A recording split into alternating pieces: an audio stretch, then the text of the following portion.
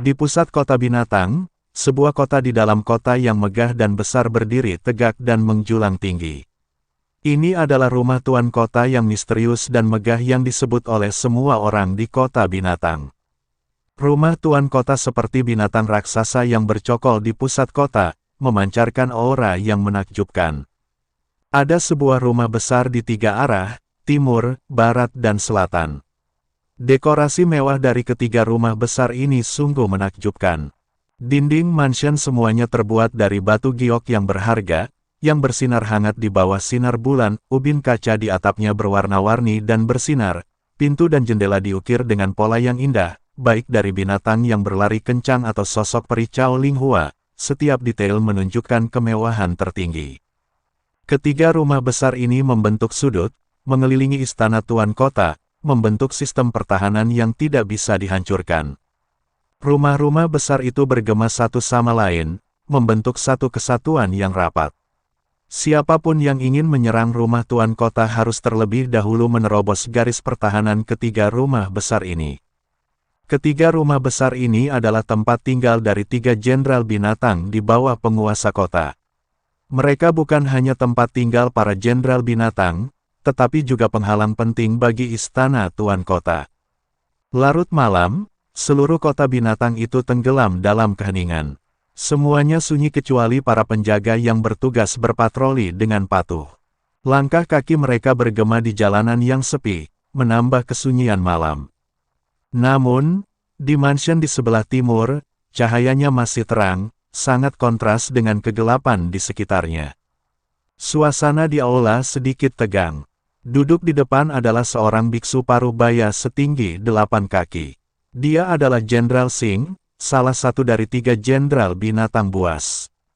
Mata Jenderal Singh seperti lonceng, dalam dan tajam, seolah dia bisa melihat menembus hati orang, memancarkan aura agung yang membuat orang tidak berani melihat secara langsung.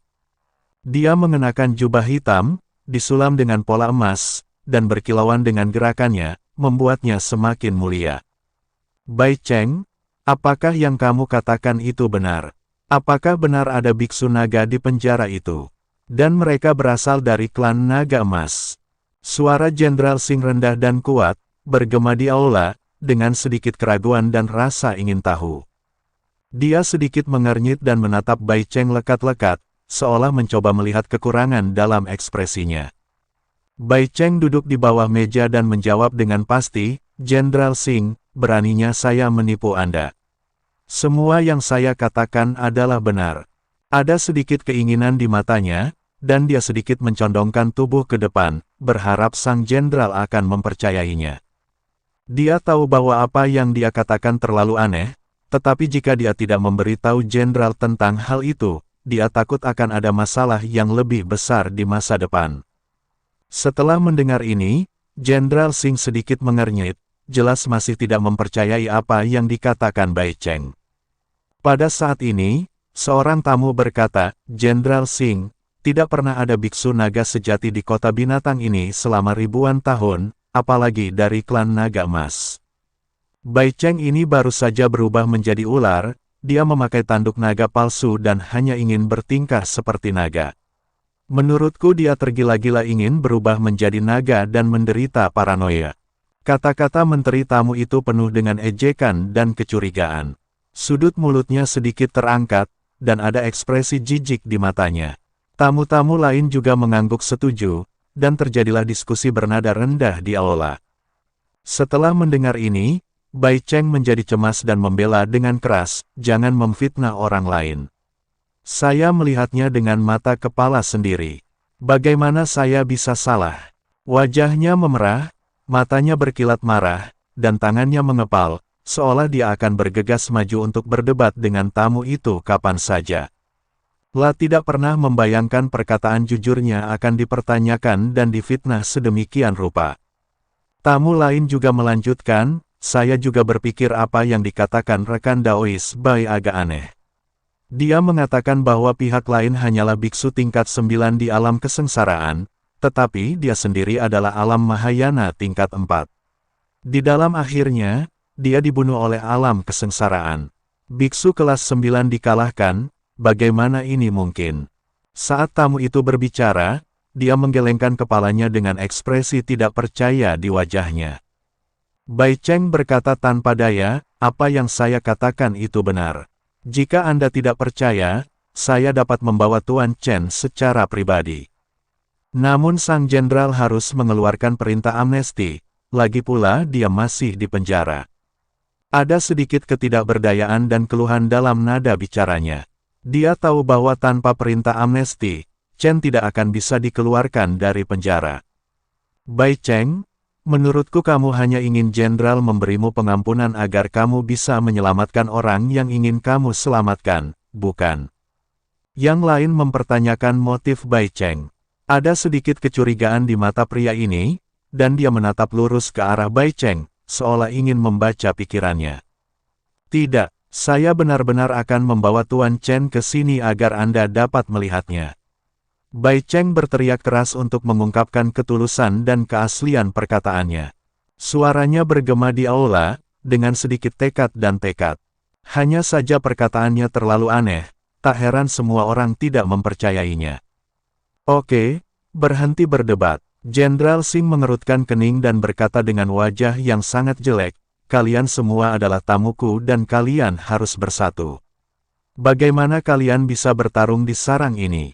Sekarang dua jenderal lainnya diam-diam mengembangkan kekuatan dan ingin mengusir kami. Jika kita jangan bersatu, kami akan diusir dari Beast City dan tinggal di hutan belantara. Kata-kata Jenderal Singh seperti palu yang berat, membangunkan semua orang.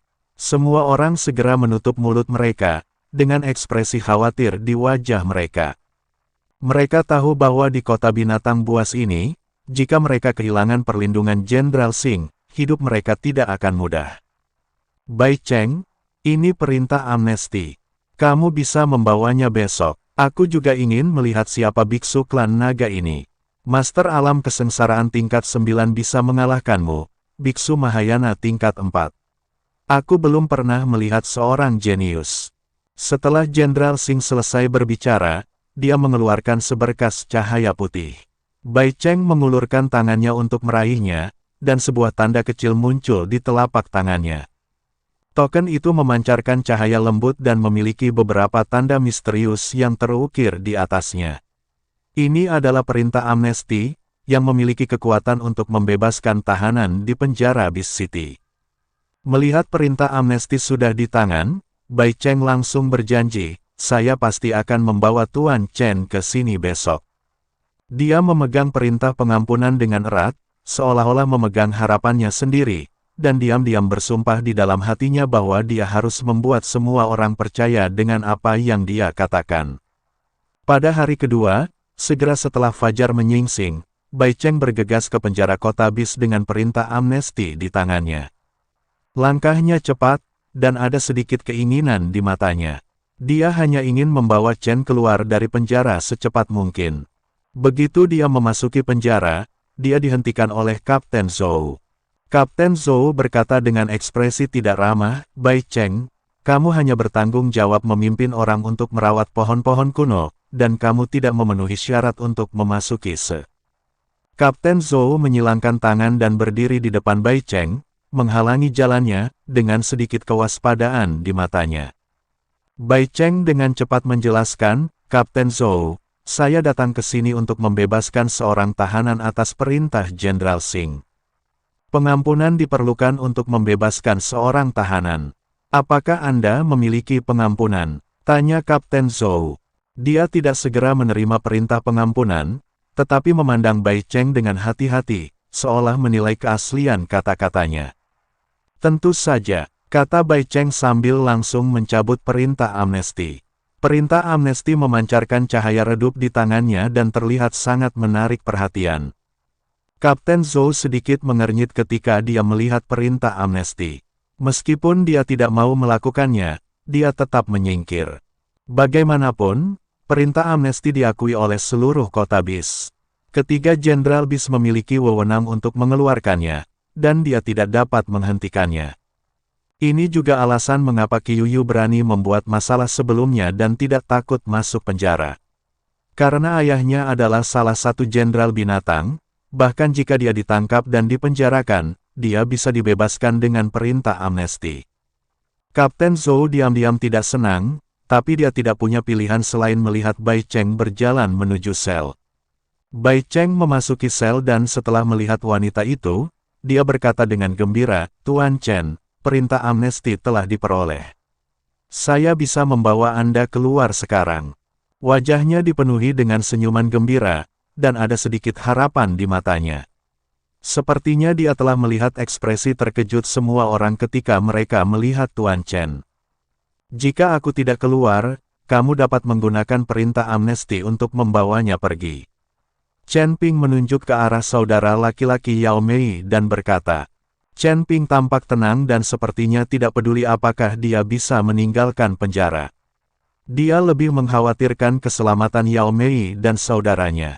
Bai Cheng tampak malu dan berkata, "Tuan Chen, perintah amnesti ini khusus diterapkan untuk Anda. Jenderal Singh ingin bertemu dengan Anda. Saya memberitahu Jenderal Singh tentang Anda, tetapi tidak satu pun dari mereka yang mempercayainya dan bersikeras agar saya membawa Anda ke rumah Jenderal. Jika perintah amnesti ini diberikan kepada orang lain dan Anda tidak bisa pergi ke rumah Jenderal, saya tidak akan bisa menjelaskannya, dan banyak orang akan mengira saya berbohong, dan Jenderal Singh tidak akan mempercayai saya." Ada sedikit ketidakberdayaan dan kecemasan dalam nada bicara Bai Cheng. Ketika saudara laki-laki Yao Mei mendengar ini, dia langsung menjadi gugup. Dia takut pemerintah akan membiarkan dia sendirian. Jika dia dibebaskan atas perintah amnesti, dia tidak akan pernah bisa pergi. Ada sedikit ketakutan di matanya, tubuhnya sedikit gemetar, dan dia dengan erat menggenggam sudut bajunya, seolah-olah dia sedang memegang sedotan terakhir yang menyelamatkan nyawa. Chen Ping berpikir sejenak dan berkata, "Pertama-tama bawa dia keluar dengan perintah amnesti. Tunggu aku di luar penjara pada malam hari, dan aku akan mengikutimu ke rumah Jenderal." Ada jejak tekad di mata dia tahu bahwa dia tidak bisa melihat saudara laki-laki Yao Mei terjebak di penjara, dan jika dia ingin keluar dari penjara, dia tidak memerlukan perintah amnesti sama sekali. Melihat ini, Bai Cheng dengan enggan menyetujuinya, lalu mengajak saudara laki-laki Yao Mei keluar. Saat berangkat, Chen Ping memberitahu Yao Mei alamat penginapan kakaknya, tempat Yao Mei menunggunya. Setelah saudara laki-laki Yao Mei mengucapkan terima kasih yang sebesar-besarnya, dia mengikuti Bai Cheng dan pergi. Langkahnya sedikit tergesa-gesa, dan hatinya penuh dengan keinginan akan kebebasan dan rasa terima kasih kepada istrinya. Kapten Zhou sangat terkejut saat melihat orang yang dibawa Bai Cheng bukanlah seorang tahanan, lah mengira Bai Cheng telah meminta perintah amnesti dan pasti akan membebaskan tahanan tersebut, namun ia tidak menyangka bahwa orang tersebut bukanlah seorang tahanan. Ada sedikit keraguan di matanya, dan diam-diam dia menebak-nebak tentang hubungan antara Bai Cheng dan Chen Ping. Setelah Bai Cheng membebaskan saudara laki-laki Yao Mei, dia masih memimpin orang-orang untuk berjaga di bawah pohon kuno. Meskipun dia sedikit khawatir apakah dia bisa berhasil membawa istrinya ke rumah Jenderal pada malam hari, dia tetap menjalankan tugasnya dengan hati-hati. Ketika tiba waktunya bersantai, berjalan ke pohon kuno itu lagi. Usai ujian kemarin, kali ini Chen Ping tak segan-segan langsung menembus kesadaran spiritualnya ke dalam pohon kuno. Segera setelah itu, jiwanya langsung muncul dalam kekacauan, dikelilingi oleh kekuatan spiritual yang kental. Kekuatan spiritual ini seperti kabut besar, memancarkan cahaya lembut.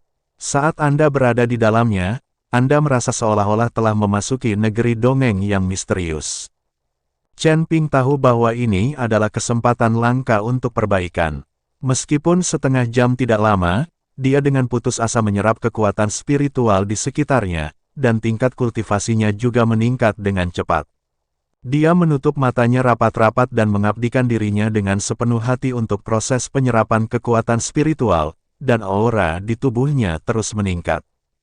Bagaimanapun, kekuatan spiritual ini ada di dalam tubuh biksu lain. Ini jauh lebih cepat daripada sekadar menyerap energi spiritual dan kemudian menggunakan keterampilan sihir untuk mengubahnya menjadi kekuatan spiritual. Saat wanita itu dengan panik menyerap energi spiritual di sekitarnya, Cahaya putih perlahan mengembun dan akhirnya membentuk seorang lelaki tua, berdiri di depan wanita itu.